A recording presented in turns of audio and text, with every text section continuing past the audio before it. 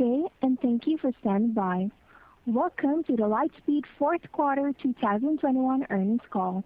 At this time, all participants are in a listen-only mode. After the speaker's presentation, there will be a question-and-answer session. To ask a question during the session, you will need to press star one on your telephone. Please be advised today's conference is being recorded. If you require any further assistance, please press star zero. I would now like to hand the conference over to your speaker today, Gus Papageorgiou. Please go ahead. Thank you, operator, and good morning, everyone.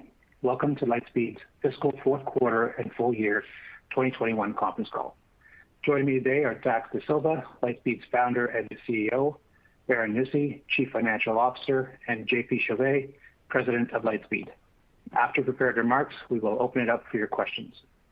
We will make forward-looking statements on our call today that are based on assumptions and therefore subject to risks and uncertainties that could cause actual results to differ materially from those projected.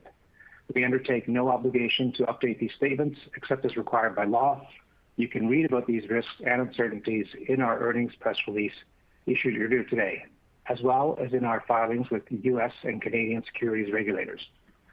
Also, our commentary today will include adjusted financial measures, which are non-IFRS measures. These should be considered as a supplement to and not a substitute for IFRS financial measures. Reconciliations between the two can be found in our earnings press release, which is available on our website, on sedar.com, and on the SEC's EDGAR system. In addition, our commentary today will include key performance indicators that help us evaluate our business, measure our performance, identify trends affecting our business, formulate business plans, and make strategic decisions. Such key performance indicators may be calculated in a manner different than similar key performance indicators used by other companies. And finally, note that because we report in U.S. dollars, all amounts discussed today are in U.S. dollars unless otherwise indicated. With that, I will now turn the call over to Dax. Thanks, Gus. Good morning, everyone, and thank you for joining us today. Before I get started, I just wanted to welcome everyone from Bend to the Lightspeed team.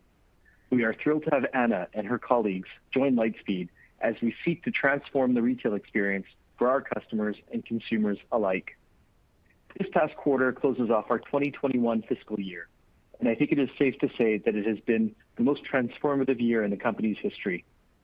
Despite a global pandemic that was particularly hard on our customer base of small and medium-sized businesses, Lightspeed managed to deliver some of the strongest performance in the company's history, undertake 3 landmark acquisitions which greatly improved our presence in the key U.S. market, list on the New York Stock Exchange, release a series of new offerings including Lightspeed Capital, curbside pickup, e-commerce for restaurant, order ahead, and subscriptions, and launch 2 major strategic initiatives with Supplier Network and our recently announced global partnership with Google.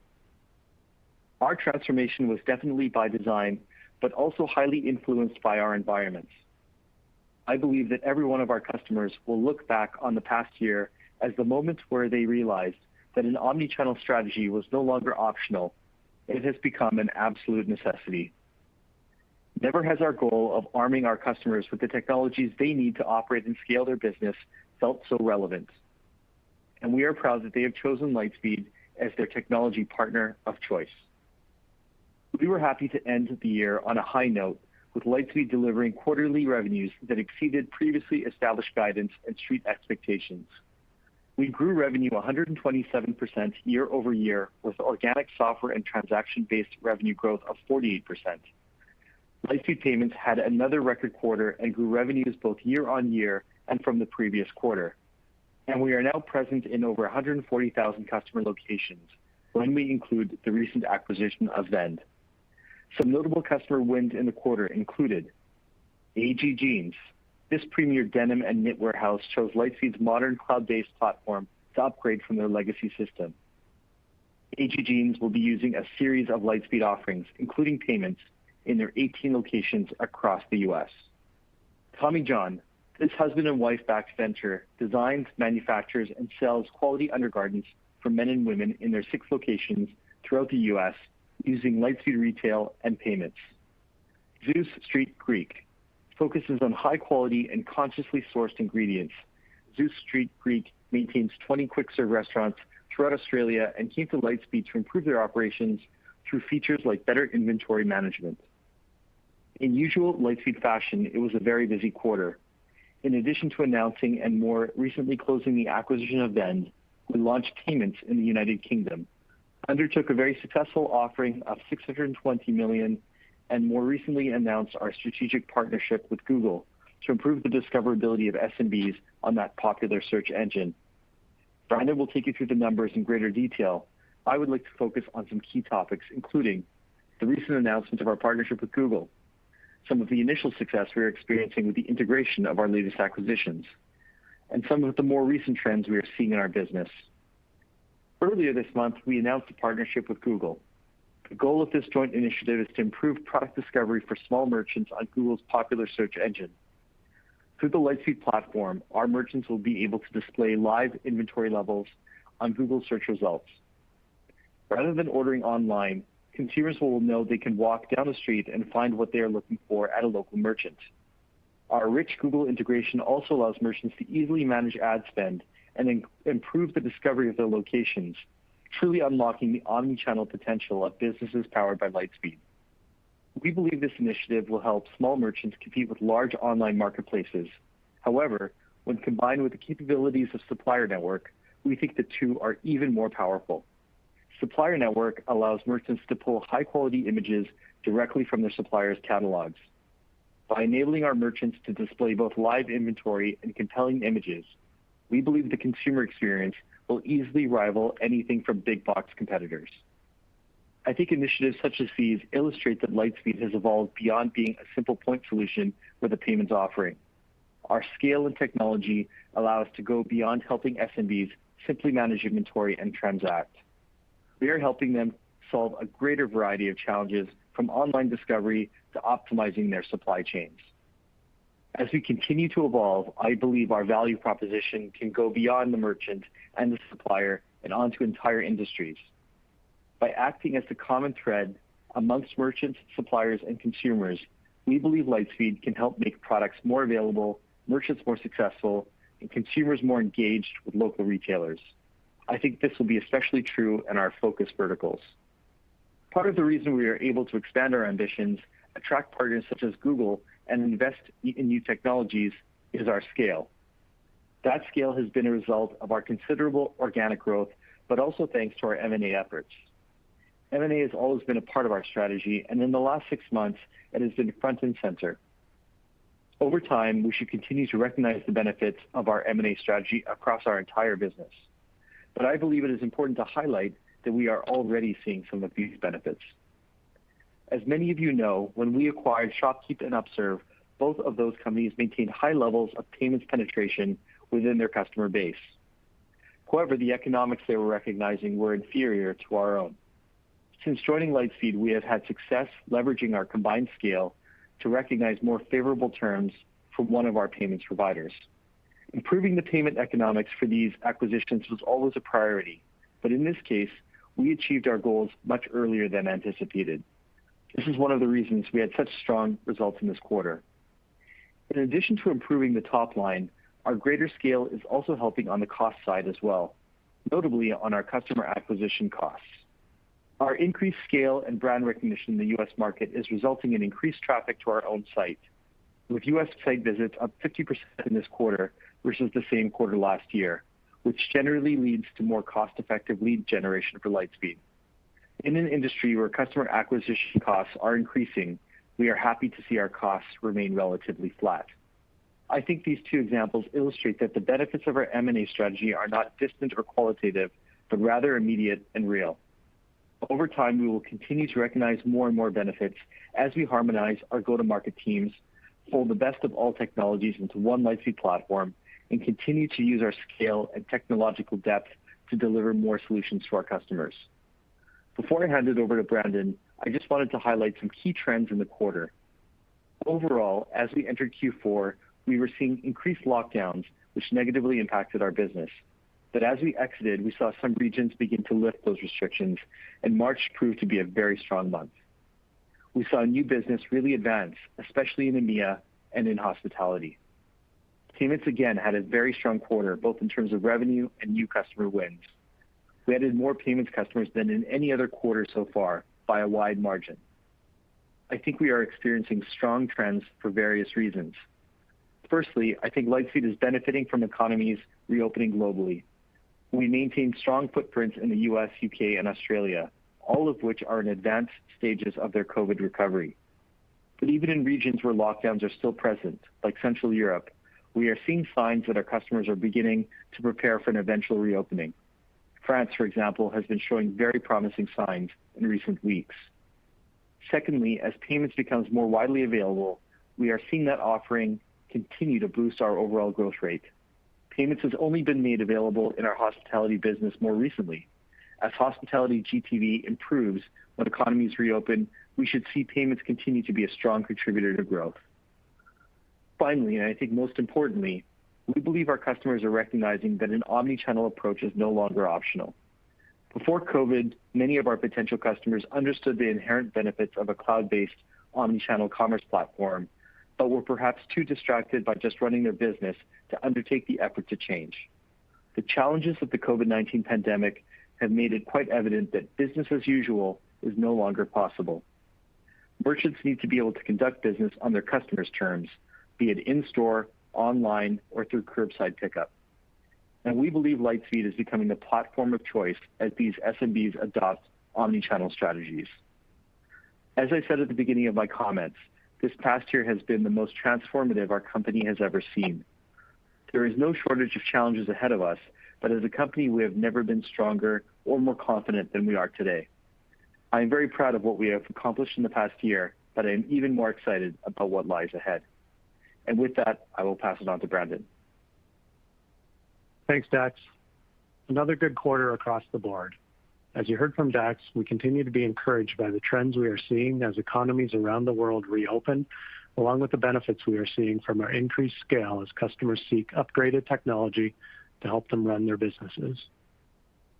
Looking at the building blocks of our business, everything starts with customer locations, which grew to approximately 119,000 at March 31st and is now over 140,000 on a pro forma basis, including our recent acquisition of Vend. This is up from 115,000 a quarter ago and from 76,500 last year. As we anticipated, lockdowns around the world in the first part of the quarter impacted new customer location additions in January and February, particularly in Europe.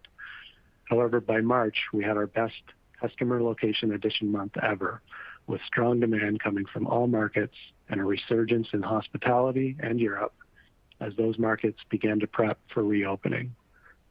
All told, for the quarter, gross location additions were up 51% from a year ago and 27% organically, a strong result, all things considered. While gross customer location additions were terrific, as we mentioned last quarter, we did face ongoing heightened churn, particularly in hospitality, reflecting the toll of the lockdown some of our customers have faced. We've seen that moderate into April, however, but so long as the pandemic remains, we will continue to be cautious in our outlook to reflect increased churn owing to business failure in our customer base.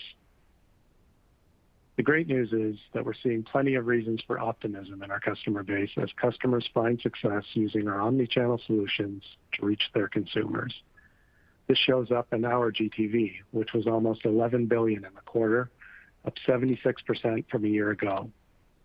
Excluding ShopKeep and Upserve's contribution, overall GTV was $7.6 billion, up 25% versus a year ago.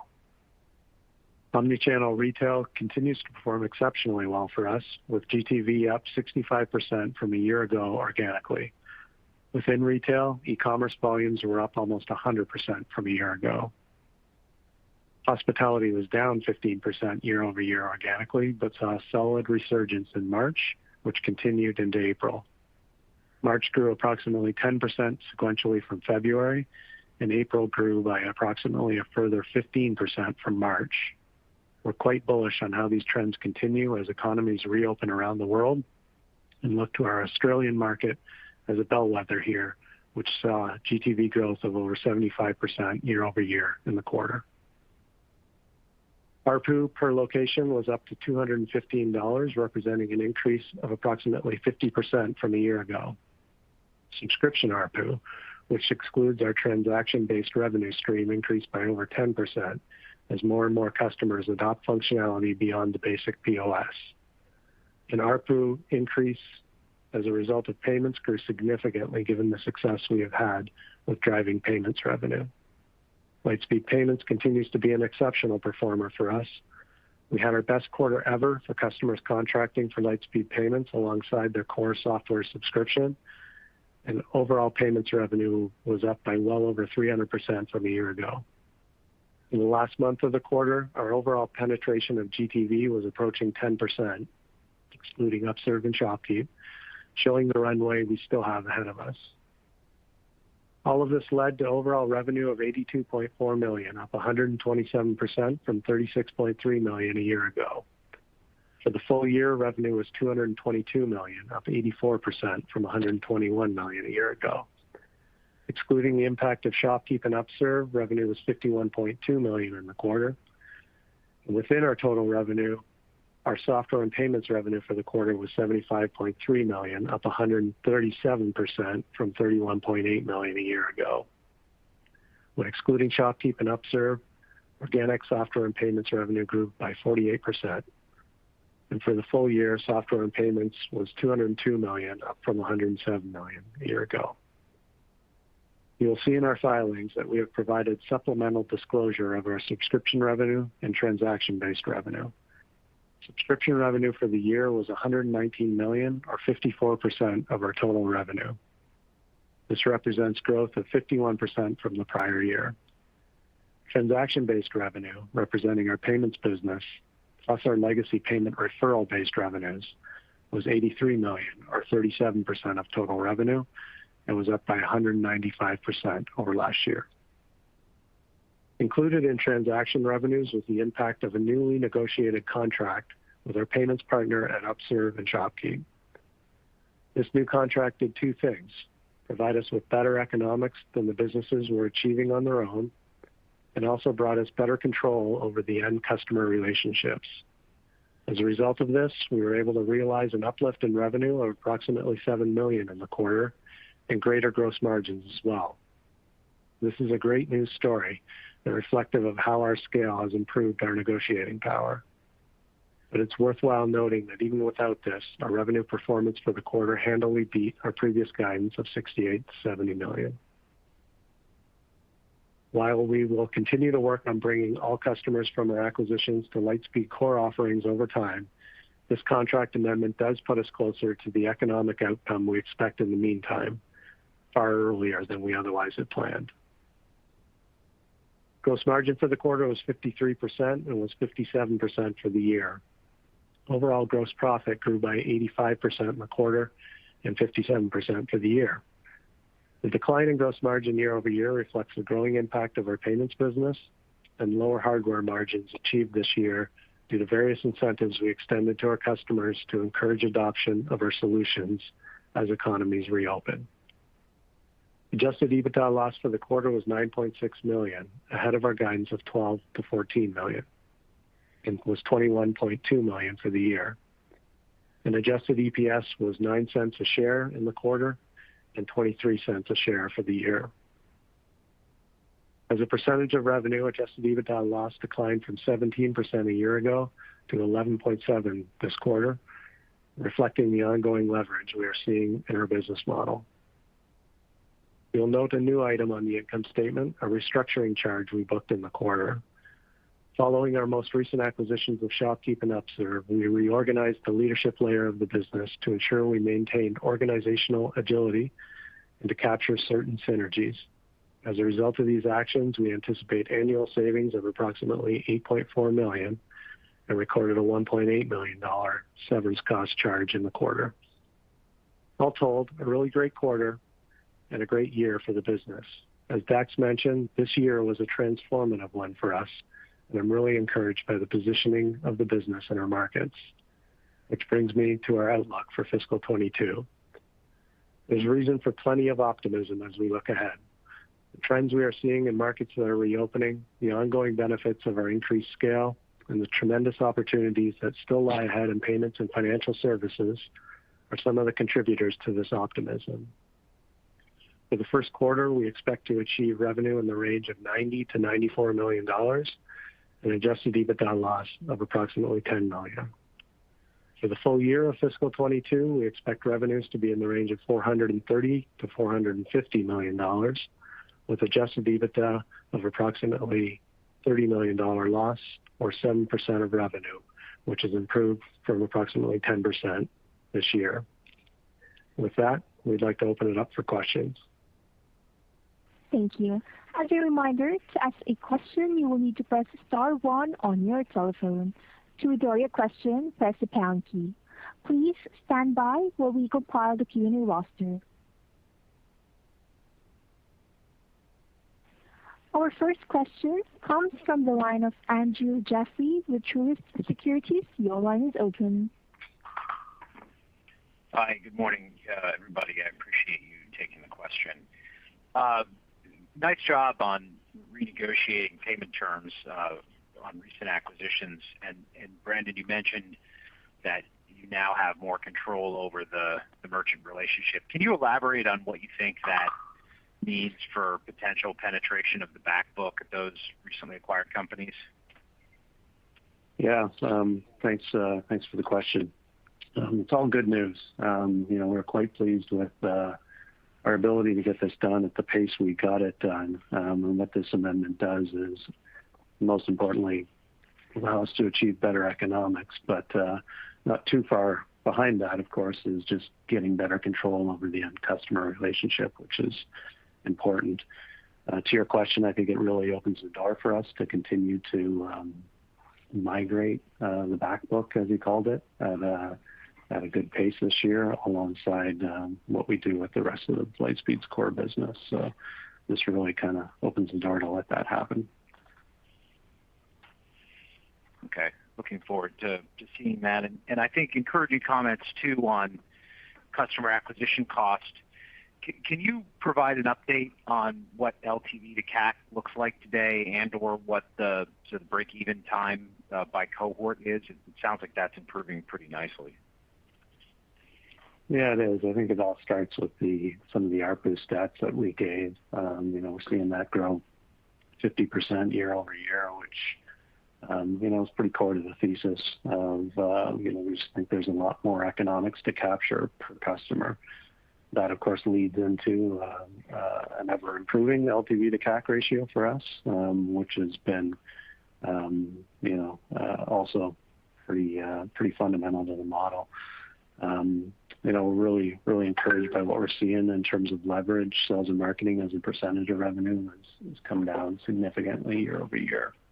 And all that kind of comes together and allows us to continue to invest for growth, which is, what we're privileging right now, given the position we feel we're in a market that is only accelerating right now in our view.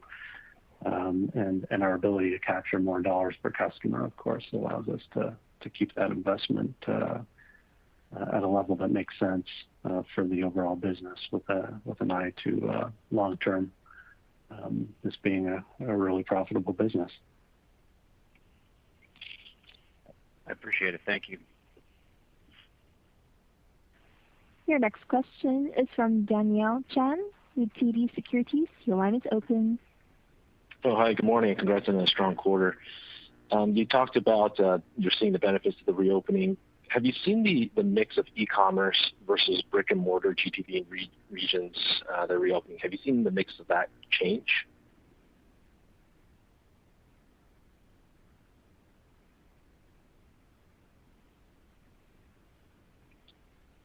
JP, you're on mute. Sorry. I can see you talking, but...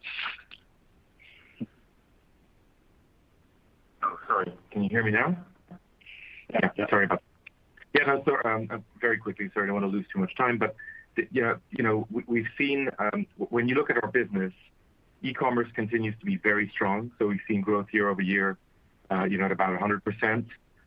Retail, physical brick and mortar has rebounded, and we've seen, growth up to 65% year over year. And hospitality, of course, with the curfews and COVID, have continued to remain low, where they're still under year over year. But what we've seen in the last quarter, and if we look at the month of March, we've seen a real rebound there. So I think for us, what's important is, as we've always said, omni-channel is core. And I think the value of Lightspeed is we can help our merchants service their customers on any channel. And here with now we're seeing the reopenings, we're just seeing revenues go back into strong growth on physical. And so makes us very positive about the future. Okay, thanks. Can you remind us if there is a difference in economics between online payments versus brick and mortar payments transactions? Slightly better online, not overly materially different, but we do get slightly better online. Okay. And then just one final one for me. How are the early days of payments doing in Europe? I know you just recently launched it, but is the adoption rate comparable to what you saw when you first launched in the U.S.? Thanks. Early days, Daniel. So more to say in the future on that. But yeah, we're optimistic that'll be a great market for us. It's just really early on at the moment.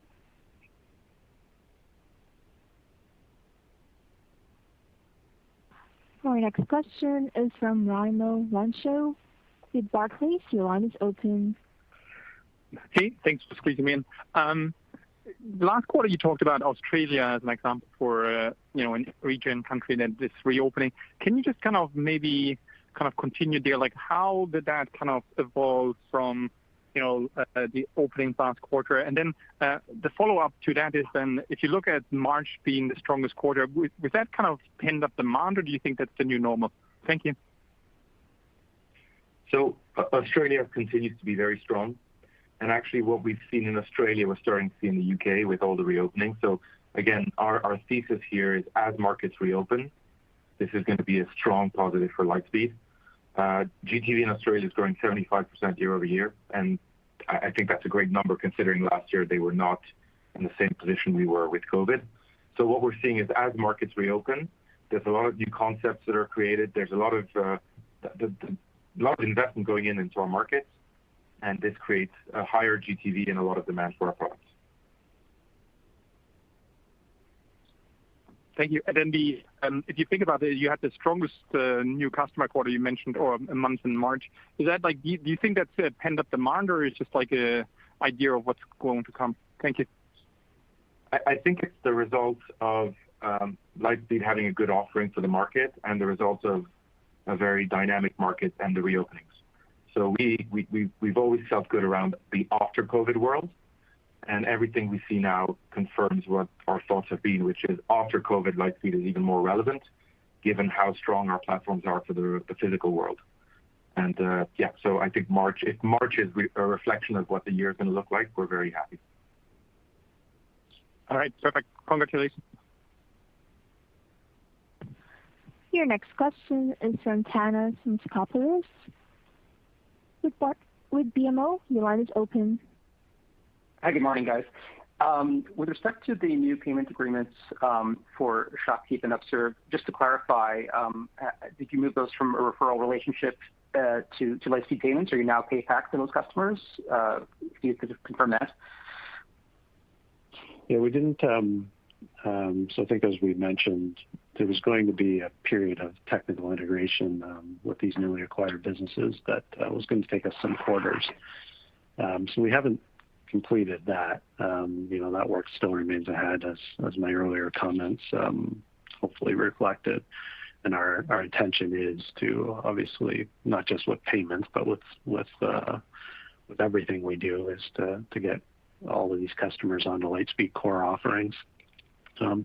But recognizing that was going to take some time, what we did was approach payments partners and say, look, we've got this infrastructure. We're happy to take on more of the obligation that historically had been, and then also leveraged kind of the scale of the business to encourage folks to give us better economics on the overall transactions as well. So it just allows us better customer control. It got us better economics, which is really important, and and we were able to do it all on a much quicker pace than we otherwise would have. So, does that make sense? Yeah, but to clarify, then, so that means that maybe over the next year, there could be further upside in economics as you actually move some of those customers to full Lightspeed payments. Is that the takeaway? Yes. Yeah. Okay. Great. Dax, if you could give us an update in terms of just the integration of the various platforms and where that stands. I mean, obviously early days for Vend, but just in terms of the prior acquisitions, what remains to be done to get everything on a common platform? Yeah, so I think we're highly encouraged by what we're seeing on the hospitality convergence of platforms. We've got our flagship product now, being sold in EMEA. Internally, we call it K Series, and that'll be making its way to the U.S. By summer. But we also have amazing assets, analytics from Upserve, other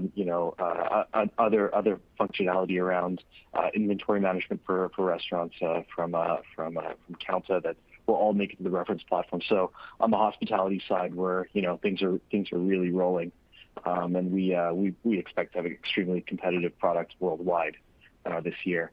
On the retail side, retail e-com side, we're also barreling forward on that convergence plan, and we're going to go from what I think is the best retail cloud platform to a truly unbeatable one with the combo of ShopKeep, Vend, and all the Lightspeed technology assets. Great. I'll pass the line. Thanks. Your next question is from Josh Beck with KBCM. Your line's open. Thank you, team, for the update. I wanted to go back to the Google integration. That seems quite notable. So I'm just curious, once this is fully fleshed out and rolled out, will a consumer be shopping online and maybe whatever the category is, say a bicycle, and see, okay, this is, for example, what I could buy from an online-only merchant, and right next to it, like here is an image from a supplier at the bike shop down the street. So I'm just, you may not know at this point, but I'm just kind of curious how this is going to be presented from a consumer perspective. Yeah, local inventory ads are, which is Google Leah. That's one part of our integration with Google. Will show a consumer where they can buy that item, nearby. As a business now in Lightspeed, you can set a radius that shows where your locations are and what radius they serve.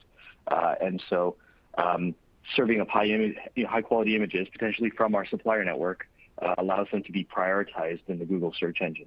So it's discoverability for local merchants. Those merchants may also have an online presence, so it will serve to drive traffic to both channels.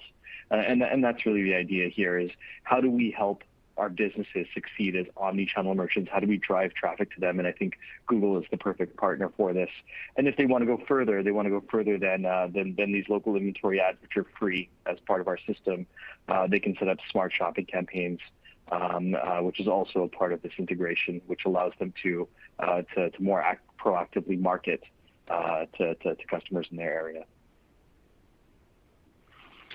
Very helpful, Dax. Oh, go ahead. No, I was just going to say, I mean, all of this is part of our strategy to actually help physical businesses have the same strategies as digital businesses. So giving the ability for someone who's spending an ad online at Google to actually measure the real return on investment in physical sales. And I think that's really exciting. And that's, again, the value of our platform in the cloud is we can now do this. That makes total sense. I also wanted to ask, on the new customer front, you had some pretty high-profile, well-recognized brands. When you look maybe just across the composition of the gross ads that you bring in, do you feel like there's a notable shift up market taking place, or maybe that's just more natural evolution that you've seen in the types of customers you're bringing on? I think we've seen it since the beginning. So, we started, we had a lot of single locations, and then we had multi-locations. And what we've seen across time is that we have bigger and bigger customers, but I think it's just a natural growth. What we did, remember last year, is we said we put in place a team in charge of mid-market, and we structured the company to support mid-market in a better way. And I think it's just the results of that strategy that are paying off now. Really good to hear. Thanks, team. Your next question is from Tim Chiodo with Credit Suisse. Your line is open. Great. Good morning. Thanks for taking the question. I want to dig in a little bit on the location ads. That was a real highlight of the quarter, a top leading indicator of future results. So in terms of the mix, if we think about any group of new locations coming in, let's just say there were 10 or 100, just to make the math simple, can you just talk about what portion of those would be newly formed businesses just being created, a new retailer, a new restaurant, versus existing businesses that might have switched over to Lightspeed? And maybe just talk about how that might have evolved, what that percentage, those mix percentages might have looked like maybe a year or two ago, and what it might look like now, and how it might look ahead as more and more new businesses are formed coming out of COVID. Yeah, so I think, so we haven't seen an evolution in the blend. So we've always had kind of a, give or take it, the same blend of, new creations, people creating new concepts versus switchers. So we have this logic of starters and switchers, and, the blend hasn't changed. However, what we've seen is that, during the pandemic, we had more and more digital demand, where we had a lot of demand for curbside pickup and we had a lot of demand for e-commerce. What we're seeing in the markets that are reopening is that the demand goes back the other side, where there's a lot of demand for physical platforms and actually for new concepts. So I think for me, what we're seeing is as markets reopen, the blends in terms of digital versus physical go back to what they were pre-pandemic, but we haven't seen any kind of visible shift from, these are only people opening new versus switchers. I think we've always had a good blend of each. And what we see also is that on different geographies, we have very different demands. And the markets that are completely reopened, like, now the UK or Australia, we see a lot of demand that goes back to the physical world. Okay, great. That's really good context. I really appreciate that. A second question or a follow-up, somewhat, I guess, unrelated actually, but back to the payments business. Within some of the revenue share agreements that you have, either with your existing within Lightspeed's revenue share agreements, so not Lightspeed payments, more of the sort of traditional ISV rev share business that's more legacy for you guys, and then maybe in some of the acquired properties as well. I understand there's some non-solicit agreements in there, and there's sort of a time frame where you can't maybe approach all of those customers as quickly as you would like, and maybe puts a little bit of a governor, but that should be opening up at some point. And maybe you could just put a little bit of context around the mechanics of how that works and how that presents a nice opportunity ahead. Yeah, I think it's pretty standard practice in this industry where you're getting kind of a referral-based revenue stream from one of the payment processing partners that coincident with that, you're signing a non-solicit. These contracts also will have terms on them that will expire at various points. And of course, these are partners of ours, and we will honor every contractual obligation we have. Longer run, longer term, we just believe in the customer experience being a lot stronger, bringing together software and payments from a single provider. And of course, that's the reason we exist, is to make our customers happy. So in the long run, we do expect to continue to wean off of these referral-based relationships, but working well with our partners as we do so. So there's various opportunities, Tim, and I know I'm not answering your question directly, but there's various windows where we can take on that activity a little more directly than we can currently do, and some of those windows will open kind of tail end of this fiscal year for us. Yeah, in the long run, we expect we really believe the value prop of bringing these things together is strong. Customers will be coming our way as much as we want them to anyway. Great. No, Brandon, that was really helpful. I really appreciate it. Thanks for taking both of those. No problem. Your next question is from Richard Tse with National Bank Financial. The line is open. Yes, thank you.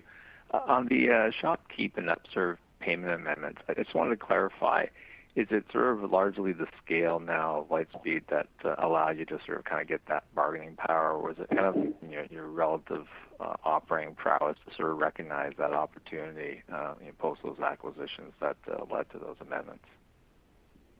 I think it's all of those things. If you think about how this naturally would play out, you've got a partner of those businesses who,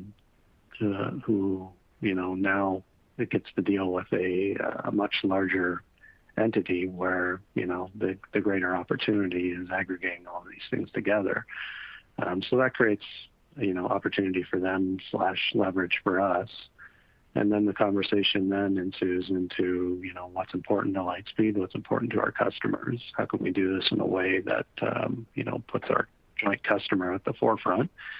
And, because we have the infrastructure and we become, a trusted entity in the processing relationships, those partners are willing to, help us in that regard and help our customers in that regard. So I think it starts with scale where, we have a much more compelling opportunity for these partners. And then from there, just our capabilities and our infrastructure allowed that conversation to progress pretty quickly, which allowed us to, make some of the improvements you saw in the quarter. Okay, great. And my other question has to do with I think you talked about the subscription revenue up 10%. And it's tied into sort of the supplier network, which sounds like it's actually a bit more, increasingly more meaningful, especially with that sort of connection to Google. So is supplier network going to be sort of a module that merchants have to pay an incremental fee for, or will it be part of Lightspeed's platform in general? Yeah, so I'll take this one. The way we look at it is the supplier network is a module, is going to become, as we go forward, a module of the commerce platform. As we said, we really want to go deep into verticals that matter for us. And within those verticals, we really want to triangulate suppliers, stores, and consumers because there's a ton of value for everybody in the ecosystem. So I think here we've had an incredible reception from a lot of our suppliers. And actually what we realized from this is that they want to go faster than we can go today. So we need to invest a lot in those capabilities to go faster. But here, as we go forward, this integration and this visibility we give to suppliers to see what is the real sell-through at the store level and vice versa, the ability we give to stores to order directly from suppliers and see inventory levels at suppliers, we think it's key to the success in the verticals where we operate. So there's a lot as we go forward there that we're going to be investing in. Okay, great. And that supplier network is available across the board now to all merchants? And it is. Okay. And we've been onboarding them very slowly, and there's a lot of, again, we're very early in setting up the whole structure for every vertical, but we've been progressing a lot within the key industries, but there's still a lot to do. Okay, great. Thank you. Richard, just to clarify one thing, maybe I misheard it, but the average revenue per customer, ARPU, on the subscription side was up 10%. Revenue, obviously, ahead of that. Yeah. Okay. Thanks. Your next question is from Paul Treiber with RBC Capital. Your line is open. Oh, thanks very much, and good morning. Just wanted to delve a little bit more into the Google partnership. Without getting into specifics, could you speak to the general economic model with partners like Google? You mentioned it's free for the merchant. Is it coming up as they say free organic search, and it's not part of Google Ads, or are you paying a effectively Google for it. Could you elaborate a bit there, please?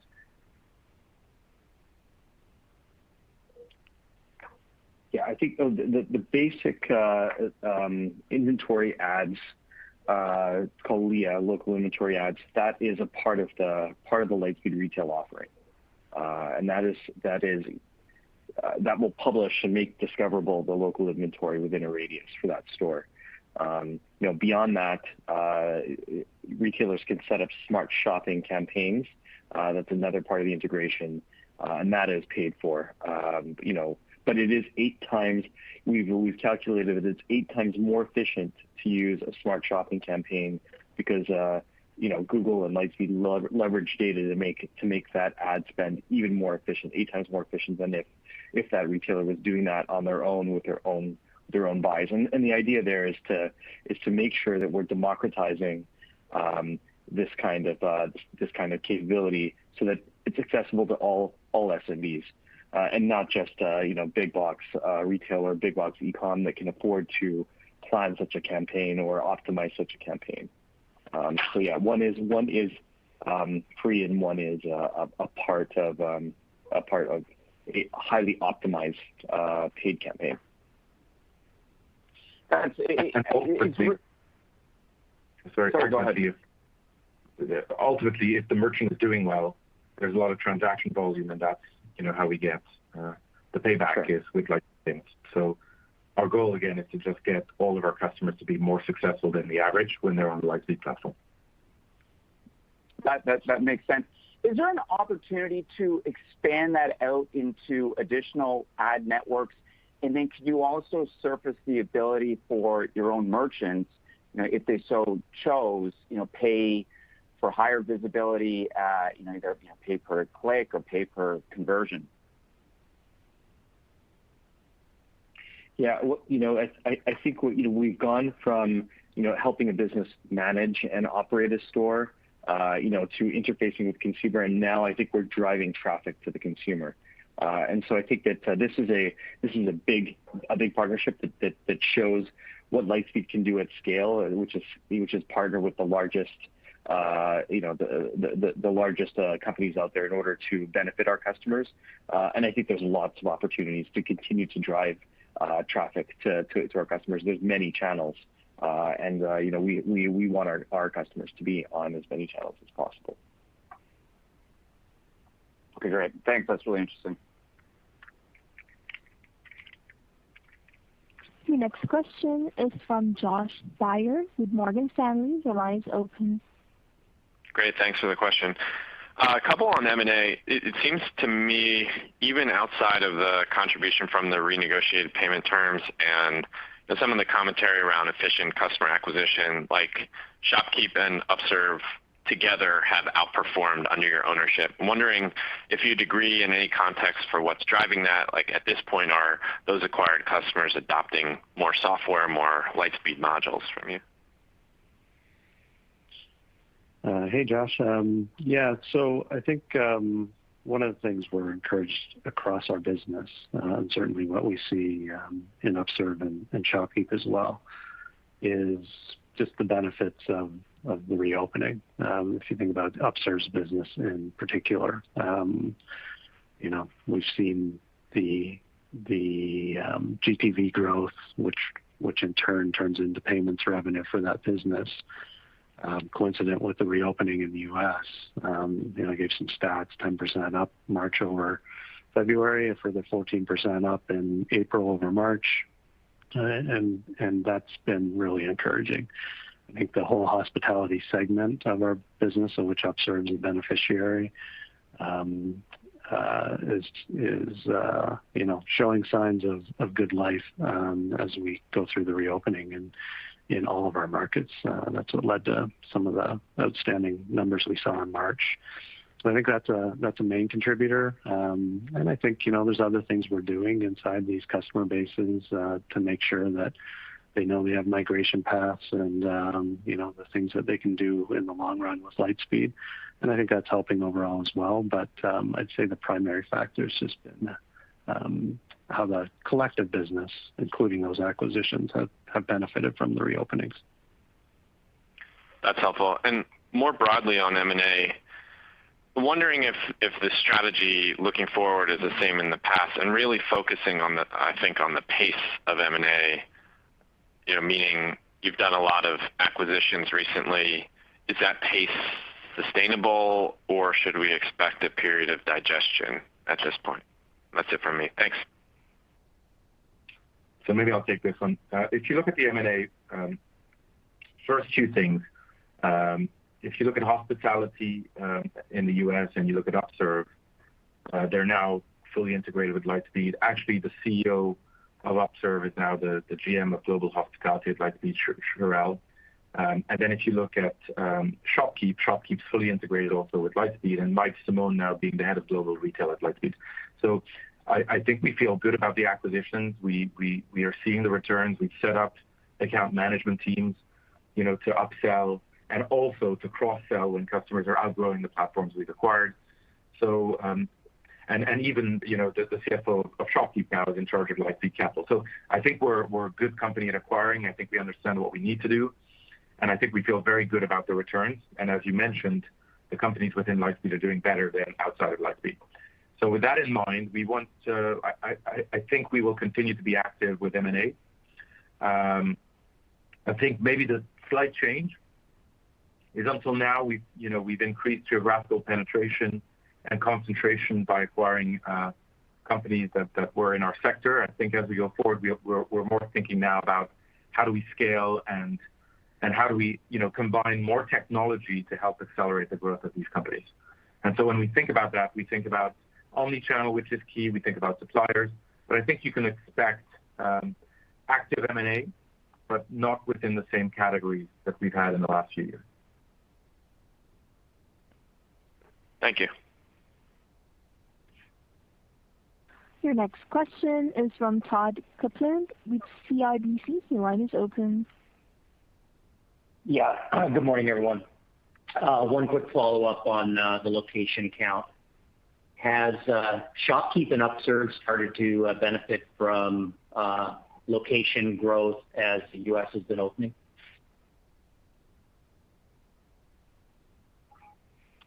Certainly the Upserve business has. I think we've been, as you may recall, Todd, with Shopkeep itself, we very quickly moved that product into more of a nurture mode. With Lightspeed Retail being the core product we're taking to market in North America. So that customer base is a little bit different. But with Upserve, yeah, for sure, the reopening has been a really nice contributor to that business. And then a follow-up. We didn't talk too much about, but could you just give us an update on how that's going and some of the milestones for the coming fiscal year? Thanks a lot. You broke up there, Todd, just on the subject of that question. Can you hear me now, Brandon? Yep. Yeah. The question was on Lightspeed Capital. We didn't talk too much about it today. Could you just give an update and what we should expect in the coming fiscal year? Yeah, I'd say more encouraging signs there. We've rekindled what was the Shopkeep Capital product. JP mentioned the former CFO of the Shopkeep business has been helping to drive that for us. So we're seeing lots of encouraging signs. We're seeing lots of good momentum. And if anything, our optimism is brighter than ever on that product line as we head into this fiscal year. It's still early, it's still not a huge contributor, but from what we're seeing, both with our rekindling of the Shopkeep program and taking that a little bit wider across our customer base, and then what we're seeing with our ongoing relationship with Stripe in that respect. Seeing good momentum across both of those right now. So pretty encouraged, though it is still early days. Mary, I think we have time for one last question. Your last question is from Tianjin Huang with JP Morgan. The line is open. Hey, thanks so much. I'll keep it quick. I'm curious, did you give what the Vend revenue contribution would be for for fiscal 22? Yeah, when we announced that acquisition, it's about $34 million in revenue. Right. So I wasn't sure if there was any assumed growth beyond that, but happy to start with that. And just my quick follow-up is just the gross profit contribution from the payment contract change. I think you said $7 million in revenue, Brendan. So what's the gross profit impact from that, just to help us understand the P&L impact? Yeah, we didn't give a specific number there, but it was, if you follow through what our typical margin is on that line of business. It wasn't quite to that extent, but we got a nice little bump from that as well. Got it. Thank you, guys. There are no further questions at this time. Now I turn the call back over to Gus. Okay, everyone, thanks for joining us this morning on the call. If anyone has follow-up questions, please feel free to reach out to me. We are around all day today. Thanks again, everyone, and have a great day. That concludes today's conference call. Thank you, everyone, for joining. You may now disconnect.